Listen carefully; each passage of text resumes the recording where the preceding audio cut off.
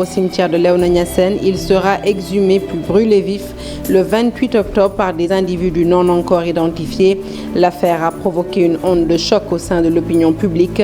L'imam Makhtar Ndiaye parle d'une violation de la dignité humaine, vous l'entendrez dans ce journal. Au chômage technique, depuis le lancement des travaux du pont Ross au Sénégal, un collectif de 237 piroguiers laisse éclater sa colère, leurs indemnisations et le respect des engagements pris par l'État, principale revendication de ces acteurs. L'interdiction de l'exportation de l'aluminium, un décret pris par l'État du Sénégal et qui menace près de 100 000 emplois dans le secteur de la ferraille. Révélation du collectif national des ferrailleurs et exportateurs du Sénégal, compte rendu de leur conférence de presse au cours de cette édition.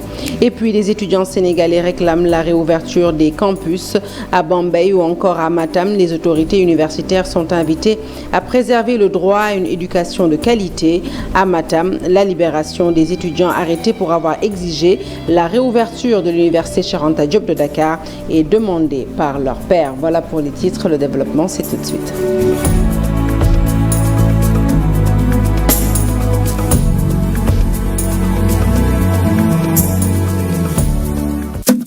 Bonsoir à toutes et à tous. Un journal que nous ouvrons tout de suite après avec le procureur du tribunal de grande instance de Kaolack qui condamne avec fermeté l'atrocité commise sur un défunt dont le corps a été exhumé par des individus et avant d'être brûlé vif.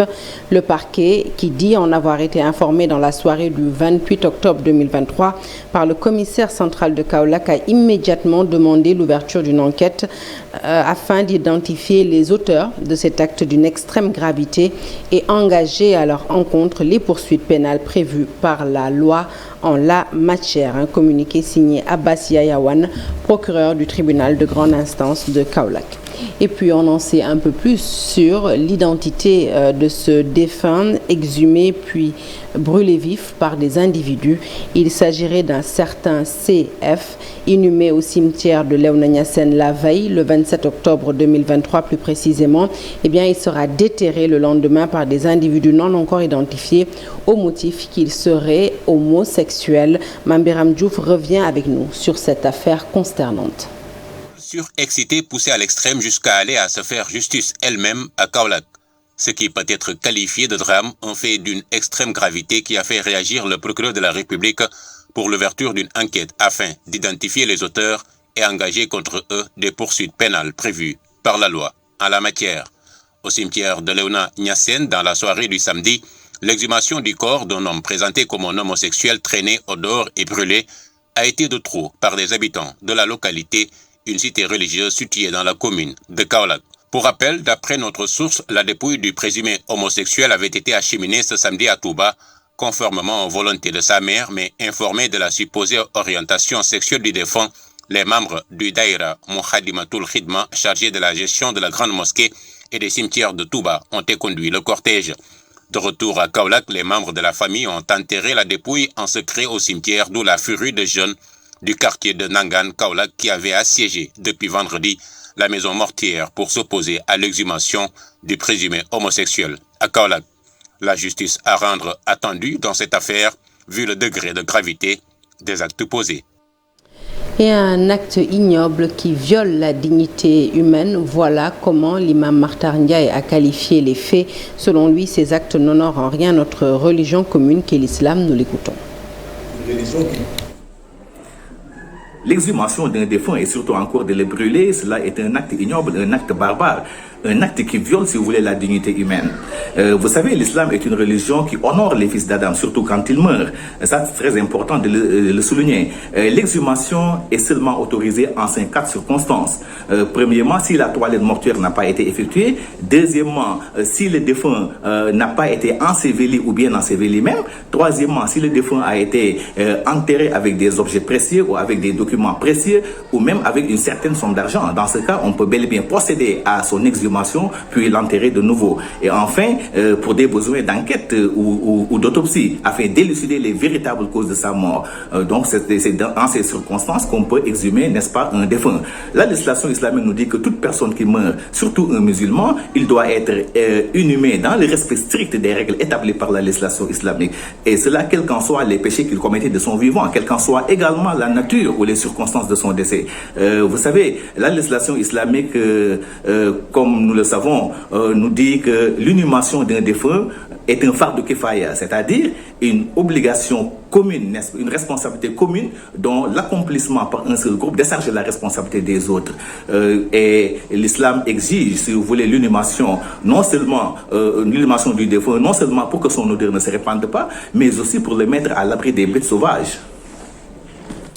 Leurs activités à l'arrêt depuis le début des travaux du pont Rosso Sénégal, un collectif de piroguiers peste contre l'État du Sénégal. Ils sont au total 237 piroguiers à réclamer leur indemnisation aux autorités qu'ils accusent de n'avoir pas respecté leurs engagements. Le point, c'est avec Ousseynou Diop et Habib Seck.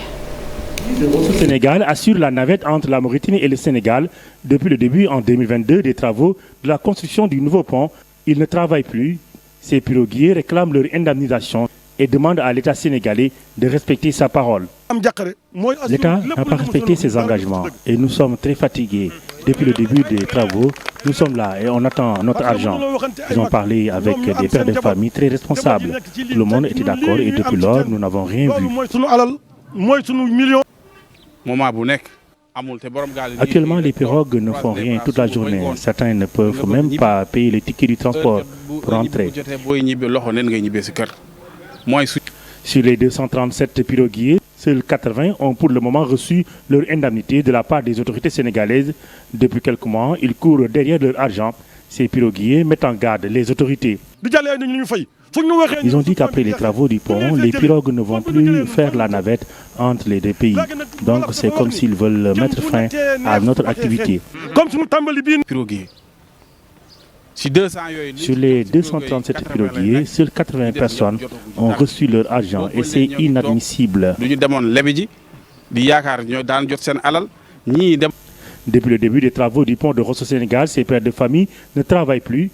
Ils demandent aux autorités de réagir dans les plus brefs délais pour qu'ils puissent démarrer d'autres activités parallèles.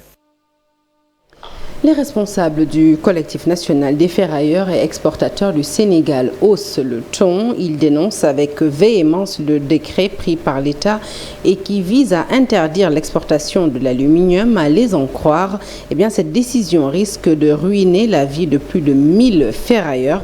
Face à la presse, ils parlent d'une décision qui risque de créer de réelles difficultés à de nombreuses familles et entreprises. Je vous propose tout de suite d'écouter Sofiatou Adjaké.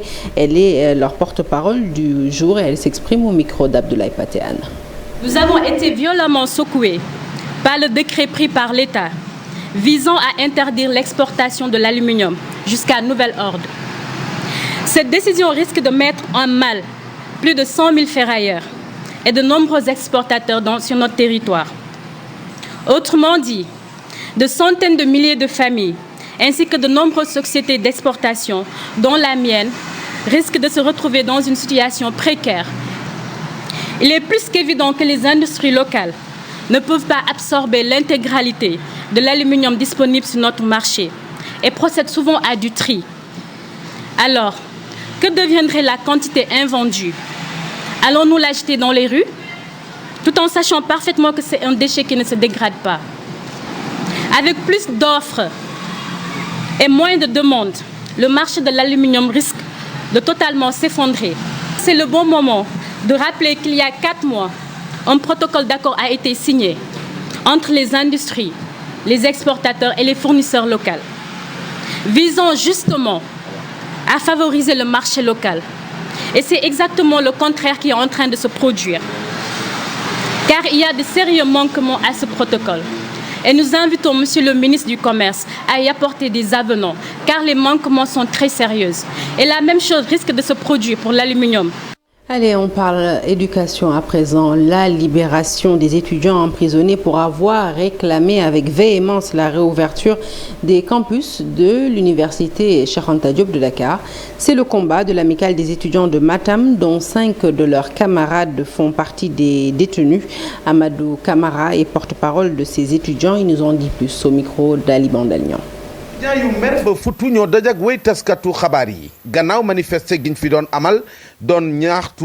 Ce sont des étudiants dans tous leurs états qui faisaient face à la presse dans la rue pour exiger la réouverture du campus de l'UCAD. 7 parmi eux se sont retrouvés arrêtés par la police. Eux qui croyaient exercer un droit se disent aujourd'hui surpris par la tournure des événements. Non seulement ces étudiants manifestants ont été gardés à vue dans les locaux de la police, mais se retrouvent aujourd'hui défaits. Les étudiants de la commune de Matam avaient organisé une manifestation. L'objectif de cette manifestation, c'est d'abord pour demander la réouverture de l'ICAD, du campus social et pédagogique. Mais à notre grande surprise, certains de nos étudiants ont été appréhendés par le commissaire et ils ont été entendus le jeudi au niveau du commissariat, le vendredi par le procureur qui les a déférés. Donc ils ont placé sous mandat de dépôt à l'heure où je vous parle. Donc c'est une situation que nous condamnons et que nous déplorons également. Il y a certaines localités qui ont organisé la même manifestation et ces étudiants ont été libérés dans la journée. Alors que nous, on ne peut pas admettre que nos étudiants qui sont dans leur droit d'organiser une manifestation, de demander la réouverture du campus social, qui ont été arrêtés jusqu'à être déférés. Et nous notons également une silence notoire des autorités, que ce soit dans la commune, des autorités de la localité et ceux de la région également. Donnant l'exemple, dans les autres régions où leurs camarades auraient été plus vite libérés, les étudiants de Matam se disent aussi abandonnés par les autorités locales. Donc nous condamnons cette position. Pour un étudiant qui veut apprendre, je pense que l'idée serait de dire que vous voulez apprendre, donc on va ouvrir le campus social. Donc c'est une situation vraiment que nous déplorons et nous demandons aussi la libération de nos frères qui sont détenus au niveau de la maison d'arrêt et de correction de Matam. Alors que je vous dis aujourd'hui, nous le disons haut et fort, cette manifestation n'a rien de coloration politique. Donc, merci. Donc aujourd'hui, ce que nous demandons, c'est leur libération parce que ce sont des étudiants, leur place n'est pas dans la prison. 2 de 7 étudiants ont été finalement libérés, tandis que les 5 autres de l'UCAD devront garder leur mal en patience en attendant leur procès prévu jeudi prochain. Et même son de cloche du côté de l'université Alioune Diop de Bambey. Les étudiants exigent sur place la réouverture du campus social. À travers un point de presse, ils ont appelé les autorités universitaires à respecter le droit à une éducation de qualité. Ce campus, je le rappelle, est fermé depuis le mois de juillet dernier. Oumar Mawassen est le président de la coordination des étudiants de Bambey. Le voici au micro de Babacar Diouf. Actuellement, à l'université Alioune Diop de Bambey, nous ne faisons pas cours. Et nous faisons cours plutôt. Et nous voulons démentir cela. Parce qu'actuellement, depuis le retour, normalement qui devait être programmé pour le 9 octobre, les campus sociaux et les restaurants ne sont pas réouverts ici au niveau de l'université Alioune Diop de Bambey. Et récemment, lors d'une rencontre qu'on a faite avec le CROUS, ces derniers ont invoqué des questions de restauration qui motive en réalité la réouverture de nos campus, la non-réouverture de nos campus sociaux. Une situation que nous déplorons aujourd'hui de manière très très forte. Et cette crise ne touche pas tout simplement l'université Alioune Diop de Bambey. Aujourd'hui, sur 8 universités publiques au Sénégal, seulement 2 sont ouvertes. Que juste 2 soient ouvertes et que les autorités ne prennent aucune mesure pour pouvoir faire face à cette situation-là et réouvrir nos campus. Des étudiants qui sont restés aujourd'hui chez eux depuis aujourd'hui près de 3 mois, qui ne veulent que revenir pour étudier, en finir avec cette année qui est aussi longue et aussi difficile. Mais ces autorités refusent carrément que l'on retourne dans nos campus pour pouvoir continuer nos cours. Nous pensons bien que la réouverture de ces campus-là sont dus à des raisons politiques. Donc nous faisons un appel solennel à l'ensemble des autorités de prendre toutes les mesures idoines aujourd'hui pour que ces universités-là soient ouvertes dans les plus brefs délais. Et le coordonnateur général du Forum civil s'est prononcé sur cette crise universitaire. Birahim Seck met les acteurs devant leurs responsabilités en marge d'une session de formation des commissions de fiscalité locale des communes de Bambey, Diourbel et Mbacké. Birahim Seck invite l'État du Sénégal à prendre cette question au sérieux. Toutefois, il exhorte les étudiants à privilégier le dialogue. Nous l'écoutons. L'État doit prendre au sérieux les situations qui prévalent actuellement au niveau des universités. L'éducation, c'est un droit les étudiants ont le droit et même l'obligation, en quelque sorte, d'aller étudier dans les universités. Et que la situation doit être prise de façon très sérieuse. Et que les dirigeants des universités ne doivent également pas se comporter comme des donneurs de leçons. Ils doivent travailler en parfaite collaboration avec les étudiants. Ils doivent écouter les étudiants. Ils doivent permettre également à ces derniers de s'exprimer pour donner leur point de vue. Ils doivent également écouter les dirigeants des universités, les syndicats d'enseignants, les professeurs qui sont au sein des universités, qui ont la capacité également de faire des propositions pour que l'espace universitaire soit pacifié. Par cette occasion également, nous demandons aux étudiants de privilégier également le dialogue, d'accepter de discuter, si on les appelle, d'accepter de discuter avec les autorités universitaires pour qu'une solution heureuse soit trouvée pour cette situation. Parce qu'aujourd'hui, ce qu'on constate dans plusieurs universités quand même est déplorable. Allez, de l'éducation, nous passons à la santé. À Thiès, la résurgence des maladies telles que le sida, la tuberculose ou encore la Covid inquiète les autorités sanitaires. Pour leur venir en aide, chefs religieux, imams et curés ont décidé de s'impliquer dans la sensibilisation au programme des ateliers initiés dans le cadre d'un partenariat entre les ONG, Jamra, Plan International et le ministère de la Santé pour en faire des relais auprès des populations. Les détails, c'est avec Cheikh Anta Diop et Saïda Dia. Religieux, imams et oulémas de Thiès visent à accompagner les populations. Ils marquent une étape importante dans la sensibilisation sur les maladies telles que la tuberculose, le paludisme, le sida et la Covid-19. C'est démonstratif parce que dans la salle, vous avez toutes les familles religieuses et des imams de toutes les contrées visitées. Cette démarche, c'est l'engagement des grands leaders religieux confondus. Ils se sont tous engagés et déterminés à nous accompagner pour cette tâche très lourde. S'il y a une bonne prévention, le taux de patients va diminuer au niveau des centres hospitaliers. Les communications ont été faites par des spécialistes du CNLS, de tuberculose, de plan, mais également du paludisme. Selon des spécialistes de la santé, l'argumentaire religieux nécessite une nouvelle posture d'imam pour avoir très rapidement les résultats probants. En tenant compte des nouveaux défis et des nouveaux comportements, ces argumentaires vont être allégés par des flyers qu'on va distribuer aux imams, aux acteurs religieux, aux communautaires pour qu'ils puissent partager et disséminer cette information. Présent à cette session de formation, Imam Asbaron Djegen a renouvelé toute sa disponibilité dans ce partenariat qu'il qualifie d'important. Octobre rose marqué à Fatick, plus de 200 femmes issues de localités rurales éloignées dépistées du cancer du sein. Nyominka Turbalé, une association humanitaire, a choisi d'aller dans ces zones où l'accès à la santé est difficile. 27 spécialistes au total se sont déplacés dans ces villages pour dépister ces femmes. Et pour les cas suspects décelés, un suivi rigoureux sera fait. Aminata Goudjabi et Abdoukarim Bey nous font le point. Dans des villages des communes de Toubacouta et de Djilor Saloum, l'association Nyominka sénégalo-turbalaise, accompagnée par plusieurs spécialistes, a fait dépister du cancer du sein des centaines de femmes. L'objectif, c'est 2000 femmes. On a atteint le sommet et les femmes sont venues massivement même. Les femmes se sont mobilisées même pour venir à l'appel de l'association par rapport à l'Octobre Rose. Dans ces villages, l'accès à certaines spécialités médicales est presque impossible.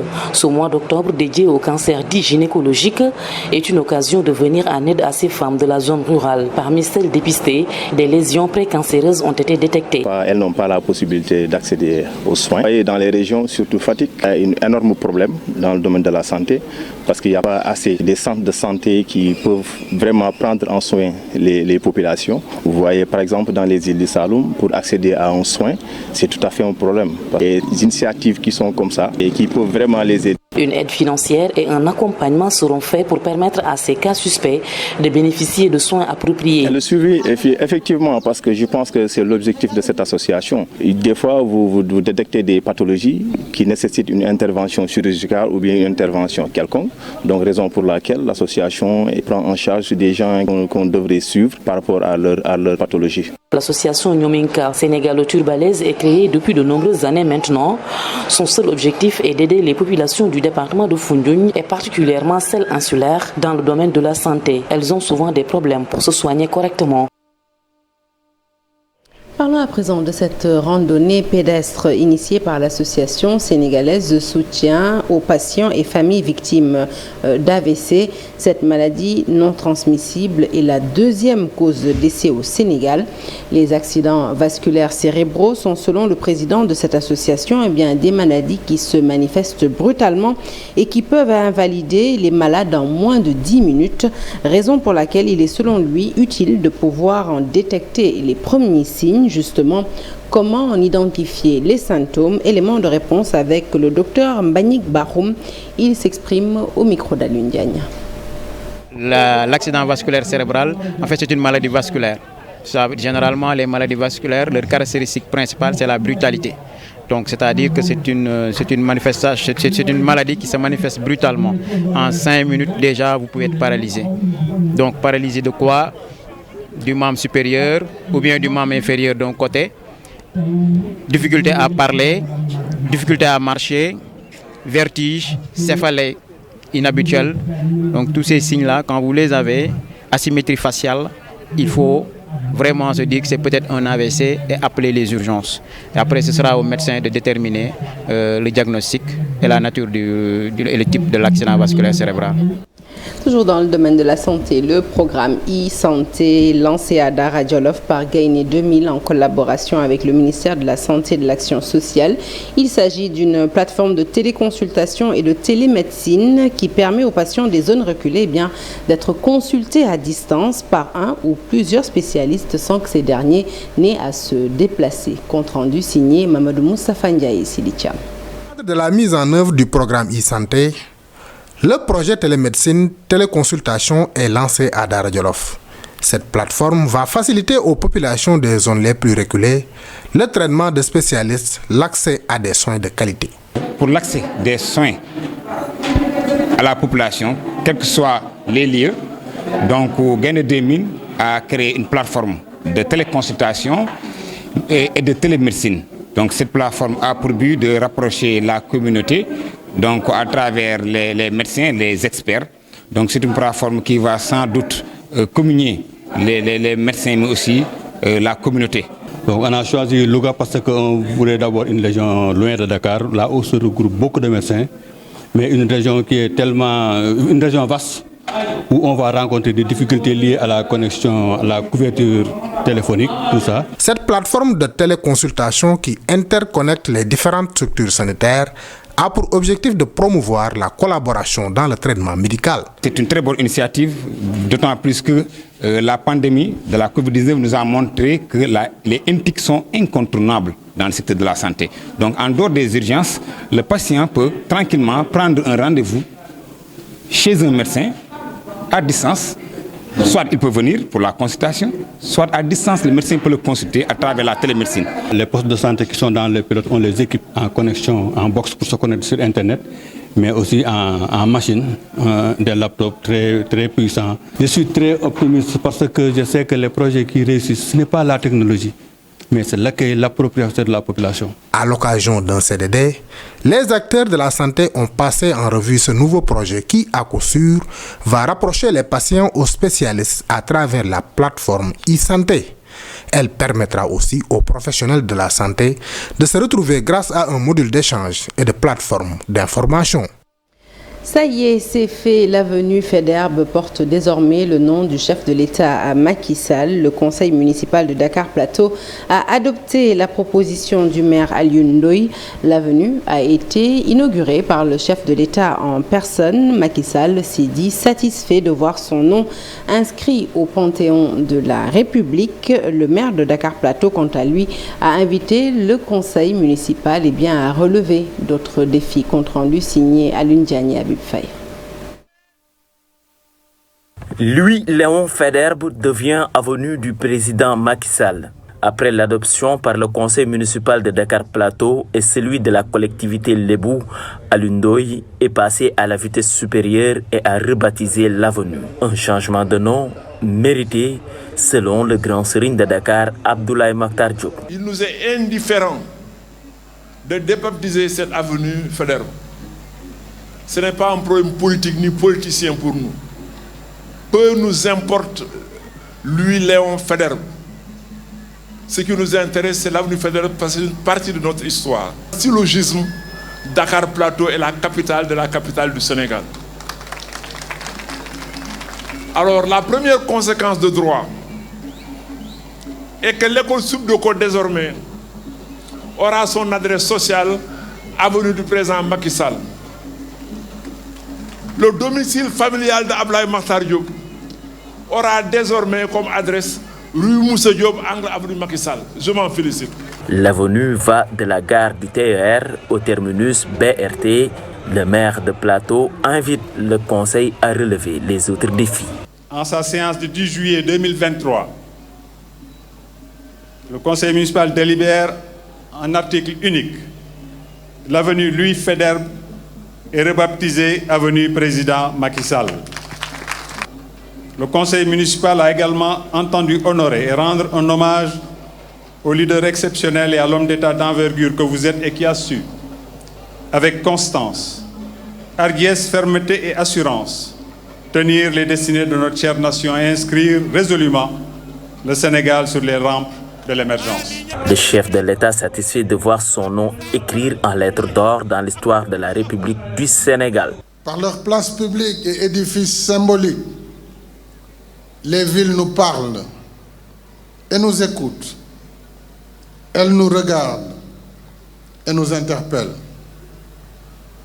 Elles racontent leur histoire, témoignent de leur présent et prédisent leur futur. Originaire du Fouta, natif du Sine, me voilà célébré aujourd'hui à Dakar. Un acte que magnifient ces ministres. La reconnaissance, c'est la connaissance profonde des choses. Et au-delà des contingences, le maire, ministre Alioune Ndoye, s'est élevé sur les hauteurs. Parce que les oiseaux qui volent le mieux sont les oiseaux qui volent le plus haut. Et Alioune Ndoye aujourd'hui a marqué de manière granitique le nom du président Macky Sall. Et nous ne pouvons que nous en féliciter et dire au président Macky Sall, il l'a eu parce qu'il l'a mérité. Désormais, il faut dire l'avenue président Macky Sall. Dakar, au rythme de la République ce dimanche, a applaudi des deux mains le chef de l'État. Un nom écrit à jamais dans l'histoire du pays. Merci Habib Faye. Culture à présent avec le musicien Simon Sen en pleine répétition dans le cadre des préparatifs de son 20e anniversaire. La rencontre est prévue pour le 31 octobre à Dakar. Occasion saisie par l'artiste Serer pour annoncer la sortie prochaine de son album après plusieurs années d'attente. Au cours de cette veillée culturelle, Simon Sen a prévu de rendre un vibrant hommage à tous ses amis, mais aussi chanter pour la paix et la stabilité au Sénégal. Nous l'écoutons au micro de notre Monsieur Culture Maison Ibou Diouf.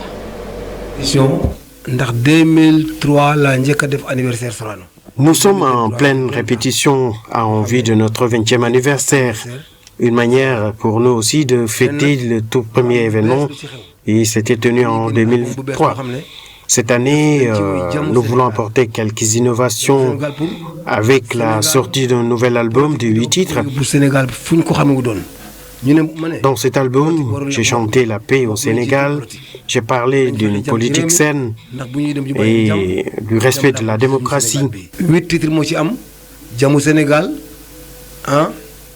J'ai rendu un vibrant hommage aussi au chef de l'État, sans oublier ce clin d'œil à tous les fans qui m'ont toujours accompagné.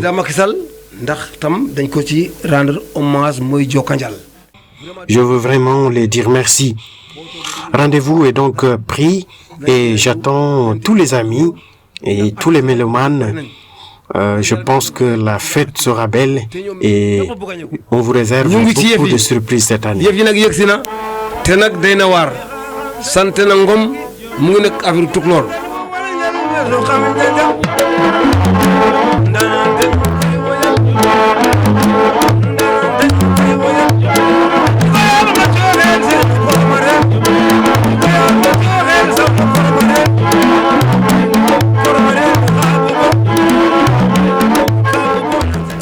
Un album qui promet. Merci d'avoir suivi ce journal qui est à présent terminé. L'actualité se poursuit sur toutes nos plateformes digitales. Excellente suite de programmes en notre compagnie et bon début de semaine à toutes et à tous.